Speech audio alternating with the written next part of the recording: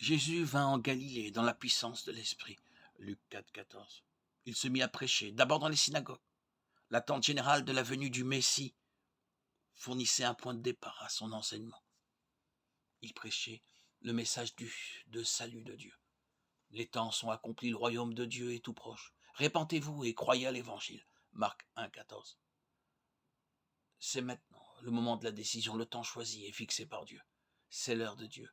Aujourd'hui, les promesses sont accomplies. Par moi, Dieu agit, Dieu est à l'œuvre. Par le simple fait de cette prétention, Jésus met ses auditeurs en demeure de prendre une décision. Car pour un juif, la chose était claire.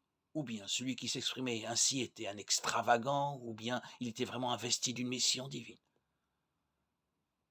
De nos jours, l'expression royaume ou règne de Dieu est facilement source de graves malentendus. À ces mots, nous réagissons avec les préjugés et les réticences de notre époque. C'est à partir de son expérience historique qu'Israël s'était forgé sa conception du royaume de Dieu. Bien qu'ayant un caractère avant tout national, ce royaume était conçu comme celui de la justice et de la paix universelle. Pour Jésus, comme déjà pour Jean-Baptiste, l'aspect nationaliste est complètement dépassé. Jamais Jésus n'a dit qu'il venait inaugurer le royaume au bénéfice du seul Israël, ni qu'il voulait fonder ce royaume-là. Entre l'enseignement de Jésus et l'attente d'Israël, il n'y a qu'un seul point commun.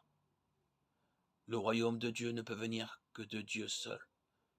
Ce royaume dans lequel les hommes pourront réaliser leur vocation divine, dans le bonheur et dans la paix, libérés de l'angoisse, de la tribulation et des puissances mauvaises.